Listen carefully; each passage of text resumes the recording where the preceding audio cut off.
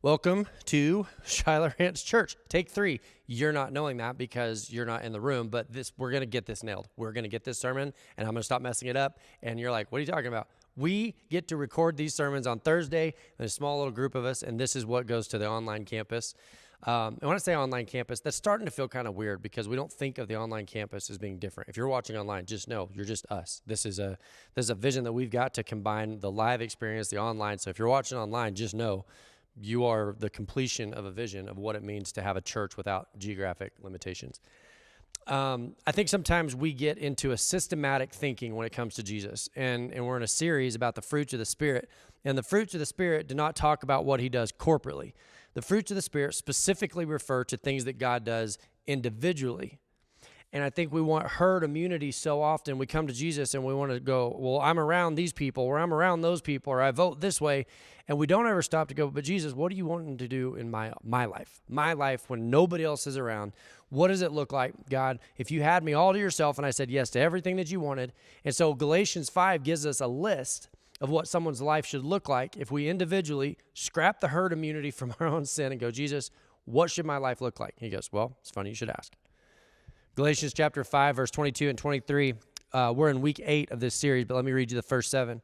It says that if you are following Jesus and you're submitting to who he has for you to be, it says that your life will begin to produce love, joy, peace, forbearance, kindness, goodness, and faithfulness. I know it looks like I counted 8 on my fingers for some reason, but trust me, it's 7. That's the list. That's what we should start to aspire to see in our own lives. And so honestly, the problem that I have with this is that every now and then you go through this list, and as a pastor, I want to be able to stand up and preach about things that I know or that I do. Sometimes the truth is you preach about things and you go, man, I don't think I'm very good at that in my own life. I think maybe our church, hey, I love herd immunity as much as the next guy. I love pointing to things that our church does. Like, well, our church is very loving. Well, our church is very hospitable, but I'm accountable to what God is doing in my life. And this week, week 8 is a perfect example. Gentleness. Yeah, gentleness. I get to preach about gentleness as a grown man in a rural community. I can talk about gentleness.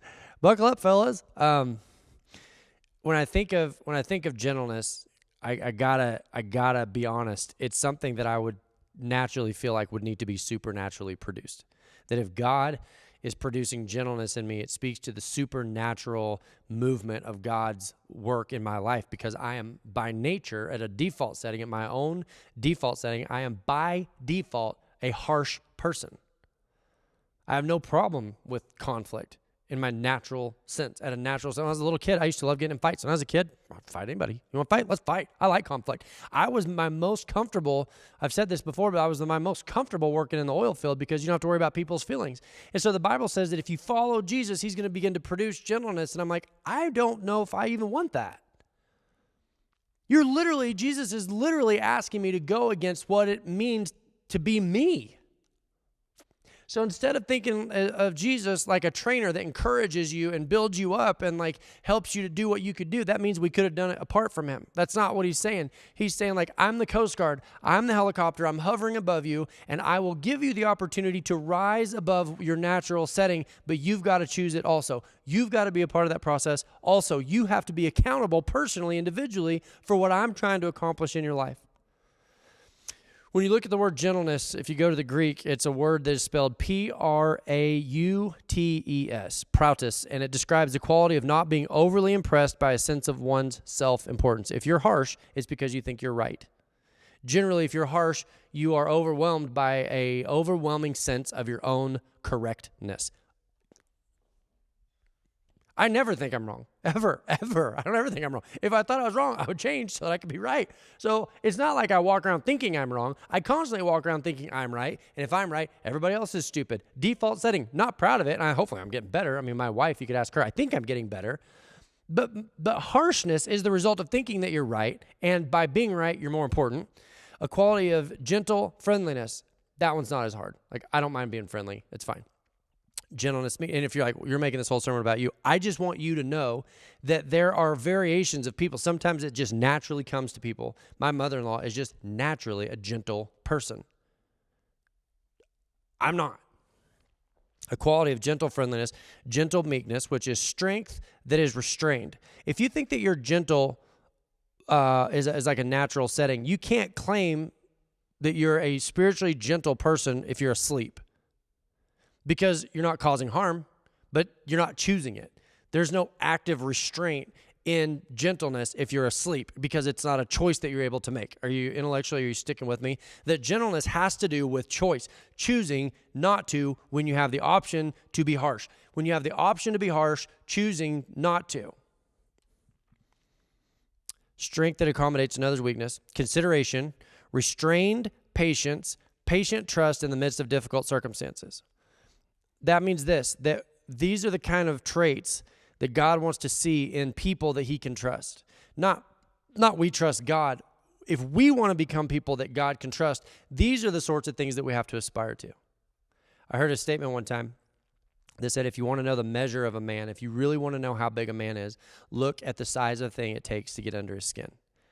I will admit, everybody's got their breaking point. Everybody's got their boundaries. Men, one of the things we have to work on is that when we reach that boundary, we begin to speak about it. Like, it's okay to have boundaries of how far you'll go, how far you won't go. My problem is that as a pastor, I start trying to restrain, or I'm not going to say anything, and then I let it go too far, and then I explode. Like, this gentleness concept, it's a process. There's a process to it. I'm getting to the word in a minute. I just want to set the setting for what it will look like in our day-to-day when we're out in the wild. If you want to see the measurement of a man, look at what it takes to get under his skin. And gentleness is the expansion of that measurement. That the more that we follow God, the more that we begin to submit to Jesus and the goodness of Jesus, the less and less and less that bothers us. The more we're able to take before we reach that breaking point. I would say this. I would say it describes someone who is willfully and selflessly careful. Willfully, you're choosing it. Even to your own selflessness, you're willfully and selflessly careful. 3 points. We got 3 points for the sermon if you're taking notes. We got 3 points if you're talking about gentleness, what it looks like when gentleness starts to take hold. What it isn't, what it isn't, what it is, and how do we get there? 3 points. What gentleness isn't, what gentleness is, and how do we get there? We'll start with what it isn't. Adults in the room or adults listening online, you just listen at your own discretion, and I'll be careful. I'm not going to say anything that's going to just humiliate anybody, but sometimes the Bible discusses topics that are kind of like, ooh, probably won't talk about that in church, but it's in the Bible. And so as a pastor, every now and then you come to these points and you're like, how would I discuss? So I'm going to tiptoe, and if you want to read it for yourself, it's in 2 Samuel chapter 13. King David, who was a powerful figure in the Bible. He was a powerful king. He had the ability to kill people, and he did. It was the reason that God wouldn't let David build the temple, is that there's so much blood on his hands. Like, this was not what we would consider to be a gentle person. His son Amnon attacks, let's say this, he attacks his sister Tamar being David's daughter. He attacks her in such a way that her value, her standing in the community, her virtue, it was stolen. Amnon was so overwhelmed with his desire for her that he attacks her in a way that steals from her so much of her future. And then, not only does he attack her and take something from her that she can't get back, then he victim shames her and banishes her in a way that further disgraces her. These are King David's kids. And so, I mean, this was like the height of not acceptable behavior. This is absolutely not okay. It's not something that can just be ignored or overlooked. It's not something we should ever ignore or overlook. If you've ever been attacked, you need to understand the justice that's connected to that is very, very real. But we're also looking, remember, at what gentleness isn't. And King David, imagine the position this puts him in, because he cares about both of his kids. He loves both of his kids, and he's aware that something absolutely inexcusable has taken place. My first point is this: gentleness is not an abdication of responsibility or the absence of justice. Gentleness does not mean that you look away from justice and pretend that the truth is not the truth, or you willfully just do away with justice to the benefit of somebody that's around you. That is not what it means to be a gentle person. And however, here's the problem. That's exactly what King David did. David was not a perfect person, and what we're going to see is that he's got this heart for his children, and he's in this terribly difficult position, and he's not naturally a gentle person. It's not something he probably had a lot of practice with, but now he's invested because the people that this situation involves, he cares about both of them. I don't think as parents we're ever more tempted to overlook a wrong than when it's our kids that are guilty. It's a temptation from a good parent to want to cover for the mistakes of our kids. I'm not saying I don't understand David's point, but that's not what gentleness is. King David found out, he was furious, and he did nothing.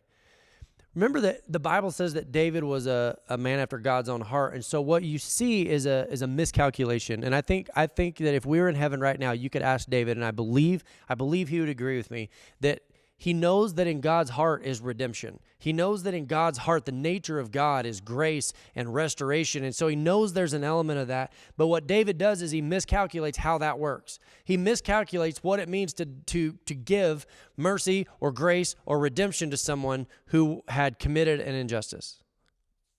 It's a terribly difficult position. Like I said, if you want to go read it, 2 Samuel 13. Here's a guy who could kill, who was powerful. He commanded armies. He had people put to death. But he also was someone who in his life had to demonstrate restraint, because before he became king, Saul had tried to kill him, and he had to demonstrate restraint because all indications say that David had the ability to take Saul out and would have been justified. So David is in this weird, precarious place in life where you'll find yourself sometimes. You've got a certain amount of power, but you're trying not to just chop everybody's heads off. You're trying to be fair. You're trying to demonstrate fairness. You're trying to operate in restraint, but at the same time, you're aware of injustice. And gentleness does not mean that you ignore or look away from injustice. Gentleness is not the absence of justice. It's also not the absence of power. Gentleness is not the absence of power. David was never lacking in power. How would you feel about a God who could see the atrocities in the world, see all the injustices, see everything that goes on in the world? How would you feel about a God who would see that and look the other way and go, it's not that big a deal? See, when we see King David do it, it's unfair, but if we were to think of God as doing it, then it's hurtful. It's deeply hurtful. It speaks to the nature of God if God can look at injustice and feel nothing. Verse 20, her brother Absalom, Tamar, who'd been attacked, shaved her head, lost her virtue, lost her value. She's this broken human in the community from that point forward. He comes to his sister, and she discusses what has taken place, and he says, "Be quiet for now, my sister. He is your brother. Don't take this thing to heart." And Tamar lived in her brother Absalom's house, a desolate woman. Think of this. Absalom, his sister, had been attacked. It was absolutely unjust. There was no excuse for it. Justice needed to be served, and the person responsible for delivering justice has looked away and done nothing. And Absalom felt so strongly about it that he takes his sister to live with him, and he is taking care of her. He takes her on as his responsibility, and every day he has to look at the face of proof that the king had failed.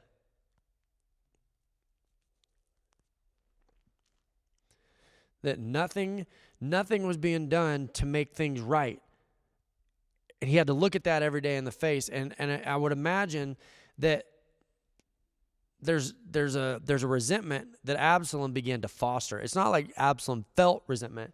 It's that he began to foster this resentment. I would have never done that. I would have never let them get away with this. I would have never looked the other way, because justice is not a small thing, and to do nothing is not gentleness. There's nothing gentle, actually. Think about this. There's nothing gentle about doing nothing. To do nothing is one of the most harsh things you can do. Ask any victim who's been through any attack. The lack of validation that comes with it is almost as hurtful as the original act. There is nothing gentle about doing nothing. It starts the ball rolling in Absalom's mind of unforgiveness, and it grows and it festers. Because King David, in verse 21 says, when King David heard all this, he was furious. Okay, all right, good, you're upset. Good, you should be. You absolutely should be. And Absalom never said a word to Amnon, either good or bad. He hated Amnon because he had disgraced his sister Tamar. 2 years later, so Absalom has had this this is unjust, this is unfair. See, Absalom is suffering from the opposite effect of no gentleness. See, King David, he makes a giant mistake by doing away with justice. By doing away with justice because his heart was to love his kids, he does nothing. Absalom takes it and he overcorrects. He goes the opposite direction, and for 2 years he's stewing on this. Verse 24, when Absalom went to the king, he said, your servant has had the shearers come. Will the king and his attendants please join me? I actually think he was going to kill David. I actually think that if given the chance, Absalom was about to kill David. No, my son, the king replied, all of us should not go.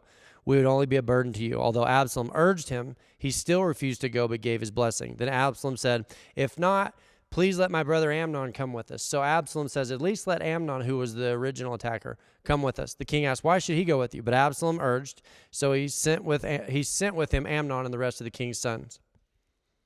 Absalom is about to get revenge. He's about to enact justice of his own because the person that had been given the responsibility or the power to act wasn't. They weren't acting in a way that was just. King David was not being a good king, and I think he would have killed the king. But he couldn't get the king, so he takes Amnon, the original attacker. Verse 28, Absalom ordered his men, listen, when Amnon is in high spirits from drinking wine, I say to you, strike Amnon down, then kill him. Don't be afraid. Haven't I given you this order? Be strong and brave. Verse 29, so Absalom's men did to Amnon what Absalom had ordered. Just structurally, if you think about this, one of the things that we're hearing chanted in the streets right now is no justice, no peace. Hold on. Purposefully double meaning. So much of what's going on right now on both sides can be taken two different ways, purposefully. But at the base level, the idea of if there is no justice, how could there be peace? How can there be peace when there is injustice? And Absalom was saying that because of a lack of justice, there will be no peace. Absalom actually wasn't wrong in his view of justice. He was wrong in his view of the judgment. Absalom just could not sit by. See, and that's what's crazy. Absalom will forever go down in the Bible as a villain, and he was. He was this big, handsome. It says that when he cut his hair, it weighed a ton. He was this big, likable, lovable figure, but he let bitterness come in because David opened the door through a lack of justice. And through a lack of justice and his miscalculation of what it meant to administer gentleness to his kids, he opened the door for rage and unforgiveness. And Absalom didn't start off as a bad guy. He started off as a justice warrior who let it bleed into unforgiveness and rage and anger, and it overtook him. But the original sin was not his. It was actually King David's. Gentleness is not a lack of justice, but it's also not enforcing justice at any cost. And that's where Absalom miscalculated. He goes, King David's not going to administer justice. I will. But he missed it just as bad. So we know what it isn't. But what is it? If we go, okay, then what does it look like? If it's patient restraint or patient trust in the middle of different circumstances, then that's where we start to see it as a fruit. This is where we start to understand gentleness as a fruit. Because if you try to take it on yourself apart from God, you're going to be David or Absalom. You're going to miss it one way or the other. I'm just going to figure it out. I'm going to be gentle and look away from justice. Well, that's not okay. Okay, well, I'm going to look into justice. We're going to make it right, and you become Absalom. It's only when we allow God to begin to become present in the situation that we can get it right. Without the end in mind, so to speak, without the sovereignty of God, without believing in the goodness and the heart and the justice and the love of God, it feels like a lack of justice, because the only way we want justice is served the way that we want it served. It's just human nature. I don't think that makes you good or bad. I think it's just our natural setting. It's like, that's wrong, punish it right now. It's important, if we're going to live in a godly gentleness, that we know that justice matters to the heart of God, but so does love. That God is love, and in love you find justice, and that there is a balance that God strikes, and that God, withholding his judgment, it says to give us a chance to get it right. It doesn't say that the justice isn't present. He said he is holding off his wrath. He is holding back the administration of justice to give us the chance to get it right. Why? Because justice is important to God, and so is love, and the two are working together. I learned something this week from John chapter 8. I'll read it to you. We've talked about it 1,000 times. You know the story. It says, when Jesus returned to the Mount of Olives, but early the next morning he was back again at the temple. A crowd soon gathered, and he sat down and taught them. He was speaking, and the teachers of the religious law and the Pharisees brought a woman who had been caught in the act of adultery. They put her in front of the crowd. You've heard this story. Woman drug in front of Jesus, caught in the act of adultery.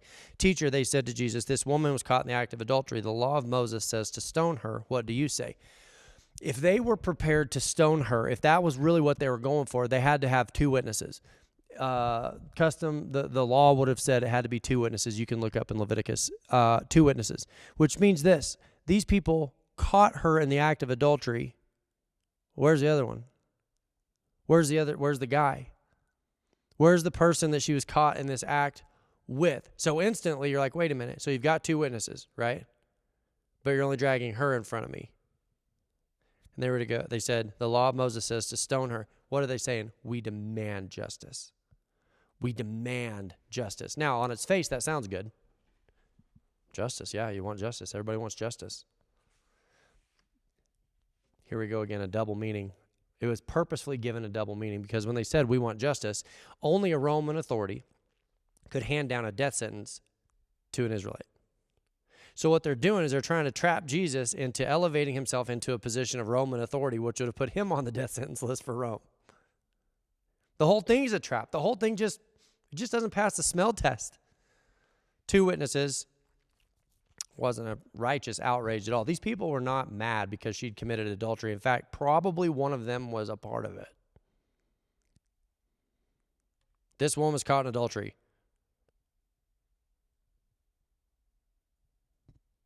Okay. The key to get out of this trap, Jesus knew it. Jesus is always ahead of him. The key to getting out of this trap was not, oh, it's not a big deal. Oh, so you approve of adultery.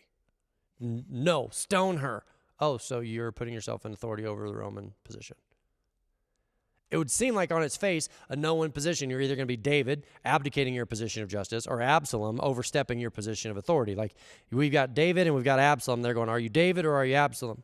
They were trying to trap him into saying something they could use against him, but Jesus stooped down and wrote in the dust with his finger. What is Jesus doing? He is demonstrating gentle restraint, patient restraint. He wasn't worried that he was going to get caught. There's nothing about him that is elevating his own importance. Well, I'm Jesus. I can say whatever I want. He is absolutely demonstrating for us what it means to be gentle, and you'll be surprised at the word. I'll get back to that. They kept demanding an answer, so he stood up and said, all right. But first, let the one who has never sinned throw the first stone. Then he stooped down again and wrote in the dust. We don't know what he said. I don't know what it is. It would be interesting. When the accusers heard this, they slipped away one by one, beginning with the oldest. Why beginning with the oldest? Why? Because young people, we tend to be the most militant.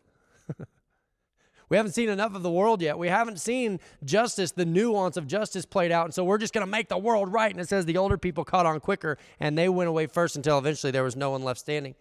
It says, then Jesus stood up again and said to the woman, where are your accusers? Now, here's the problem. Remember, for a death sentence, there had to be what? There had to be two witnesses. And now there's 0 witnesses, which means legally, Jesus is operating in justice and in mercy. He is operating in the justice that says, here's how the rules work. Here's the mercy in the middle of that. That is why it's supernatural. Those moments where Jesus is in the middle of a situation and we see a win-win. That's what we're looking for. That's what we're looking for, the fruits of the Spirit, for God to be so present in a situation that it's miraculous. When they go, are you David or are you Absalom? The accusers had to be present, and if there was no accusers present, it would have been, legally, it would have been a declaration of what? Innocence. So when Jesus says, where are your accusers? She says, there are none. He goes, neither then do I condemn you. He's actually operating in love, but also legality. Jesus said, I came to fulfill the law. Now, here's the part that's going to make everybody uncomfortable. I hope it does, because it made me uncomfortable, and I didn't want to talk about it, but it is accurate, and so I'm going to. If the word gentleness was supposed to have been translated as meekness, it would have been. It does not say that gentleness is the same as meekness. Meekness talks about power under control, and that is an aspect of gentleness, but it is not the complete, full description. It's actually this, that gentleness is the feminine version of meekness. I realize I've got men in cowboy hats watching this right now. It's a feminine manifestation be to made real. It is a feminine manifestation of meekness. That means this, it is the heart of a good mom.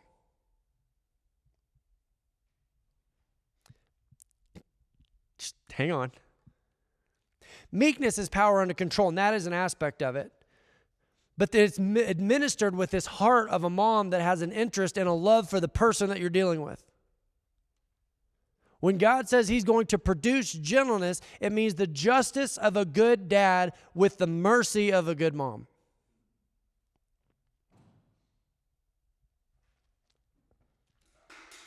That's where I go, I can't do that. I can't, Jesus, that's more than I can do on my own. And Jesus goes, I'm not asking you to do it. I'm just asking you to grab hold of it. I'm just asking that when I produce that in you, that you allow me to do that you can still operate in justice, but you have to also operate in mercy with a concern or a compassion for the person you're dealing with. See, David missed it. He overcorrected. Absalom, he missed it. He overcorrected. Says that gentleness is being careful to not cause harm where it can be avoided. That in our lives, when we are someone that Jesus can trust, it's that we have the willingness and the ability and the power to stand up and continue to operate in love as we administer justice. It's both. It has to be both. I don't know about you guys, but moms carry a lot of power in a home. But they're not just always running around enforcing it. It's this quiet, gentle, self-restrained. It's what a good mom aspires to be, is the ability to carry power in a home, but administer it with love. And Jesus goes, that's what I want my people to be. So how do we get there? If you're thinking, man, he's been preaching for a while, the third point's really short. How do we get there? How do we get to a place where we can be the justice of a dad and the mercy of a mom in one place?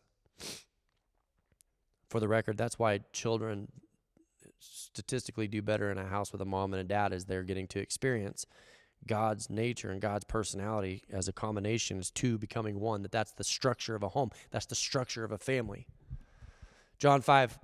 Now listen, keep in mind, that doesn't mean your child has no chance if you're a single mom or a single dad like that. I'm just saying that God's perfect plan was this, and God has the ability to make perfect things that are flawed. John 5:45, but do not think, this is Jesus, do not think I will accuse you before the Father. Your accuser is Moses. Jesus is going, I don't have to run around and make everything right and accuse you and enforce it. What is Jesus saying? I don't have to be Absalom. I don't have to be Absalom who runs around and takes everything on myself to fix everything. That's me. Like between David or Absalom, just know my natural setting is to operate more in the, I'm going to make it right. Who's next? Jesus is going, I don't have to be Absalom. Your accuser is Moses. So he says, I'm not doing away with the law. I'm not doing away with justice.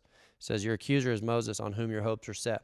If you believed Moses, you would believe me, for he wrote about me. But since you did not believe what he wrote, how are you going to believe what I say? And you go, why is that so confusing? Because Jesus is confusing, because he's asking you to be both and everything and all of it all at once. And you go, I can't. And he goes, you don't have to. I will. I will say this. We cannot be gentle while being obsessed with control. And I don't just mean control of everybody else's life. You can't demonstrate gentleness in your own life if you're obsessed with controlling your own life. Gentleness is that moment where we go, I'm going to let God figure this out.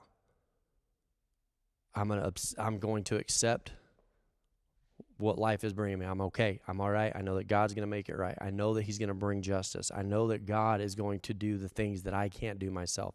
I'm not going to be Absalom. And here's what's crazy. Jesus wasn't weak. Jesus wasn't weak at all. He just had restricted himself to his role.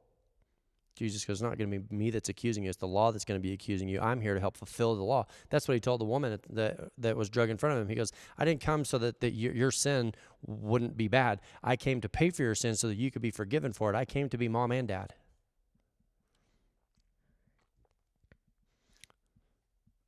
It's easy to see it in the streets right now that when people divert from gentleness in their own life, it drives people away from their cause.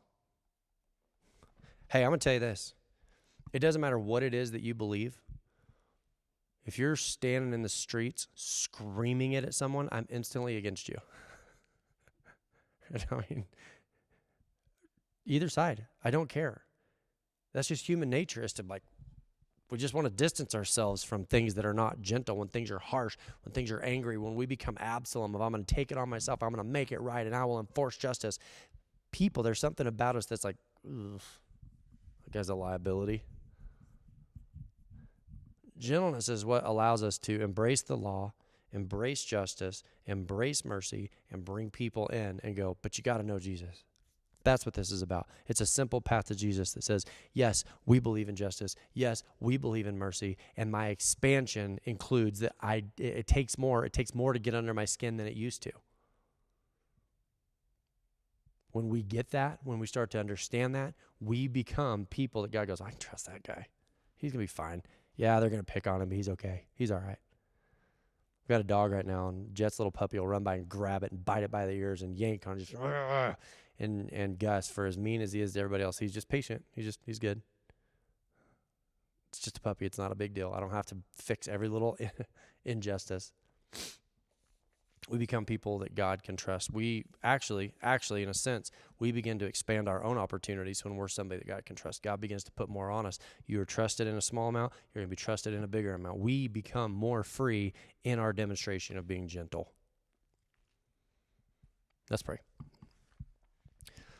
Lord, I feel like we were kind of all over the map this morning. It's such a hard concept. So I think especially for men, honestly, especially for men, and I'm not excluding anybody, but it's just such a hard thing to understand why gentleness matters so much in our lives, except that, God, when there's a lack of justice and there's a lack of mercy, it spirals with the next generation. That God, if I can't be a dad who operates in gentleness, then my kids suffer and their kids suffer. That God, I'm setting a legacy out in front of the people that I'm called to lead. And God, the demonstration is that we can become people you can trust to bring in good people, bad people, loud people, awful people. That God, the measurement of what you're doing in our lives is what it takes to get under our skin. God, help us to aspire to a gentleness that only you could produce. And help us to choose it when we see it. I pray in Jesus' name, amen.